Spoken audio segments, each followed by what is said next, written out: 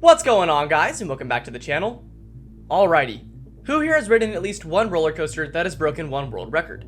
And what did you think? I've personally ridden a few, with Kingda Ka for example, and that was great, but what about a coaster that literally broke 7 world records? 7 world records. Yeah, it was real, and I'm sure many of you already know exactly what I'm talking about. However, if you don't, today's coaster was a massive wooden one well over 200 feet tall that was plagued with technical problems and injuries that resulted in its ultimate demise.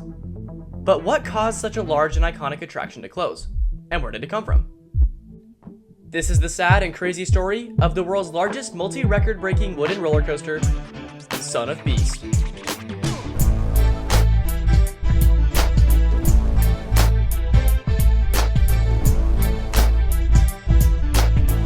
In 1997, the Roller Coaster Corporation of America and Kings Island discussed the possibility of building the world's first wooden hypercoaster. This new attraction would aim to break several world records, including those in height and speed, and was officially announced by the park on May 11, 1999. Likewise, it was the first of its kind in the modern era, with a vertical loop and a top speed of 78 miles per hour that was designed as a prequel to the already successful Beast, just on the other side of the park. So with that plan and decision in place, construction began on the ride, and by the end of that same year, supports were up and towering over the area. But as you'll see a lot in this video, it wasn't smooth sailing, and there were lots of problems following this, starting with January 11th, 2000, when the ride was damaged due to a strong gust of wind. This resulted in the layout's second hill collapsing in on itself, and a temporary ribbon support system was put in place to appease this damage.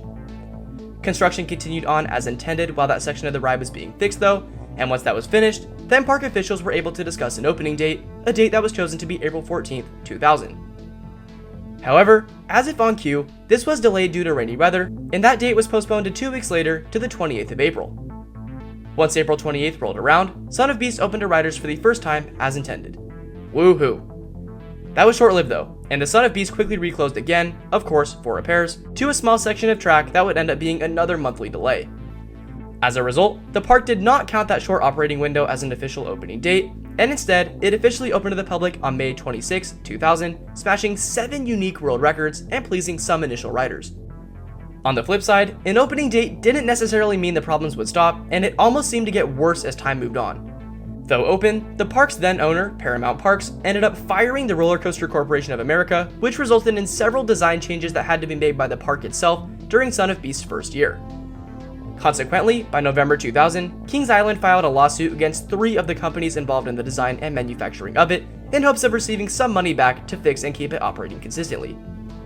But as if that wasn't enough, Kings Island weren't the only unhappy people, and there was another problem.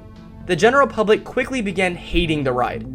During it, passengers complained of being jerked around and that the vertical loop was the only smooth part, being headache and nausea driven the entire experience.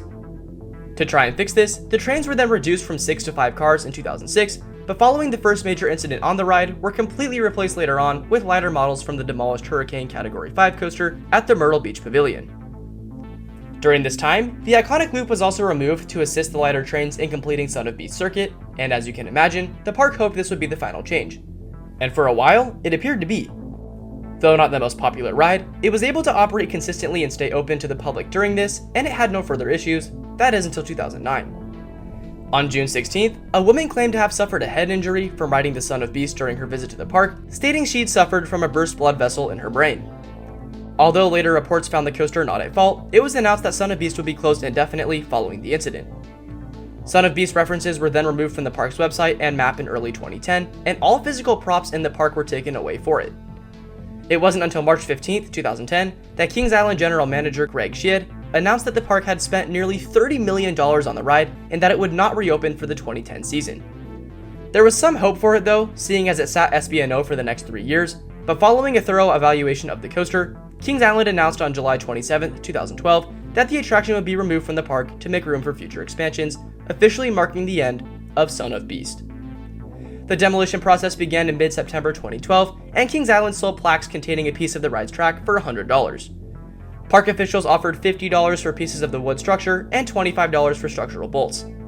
The lift hill, one of the last remaining parts of the ride, was demolished on November 20th, and Banshee, a B&M invert, was completed in its place in 2014. Nowadays, a tombstone with a plaque honoring Son of Beast now sits in the area, and in 2018, Kings Island released posters referencing Son of Beast Station, Outpost 5, leading some to speculate the park might announce a possible revival.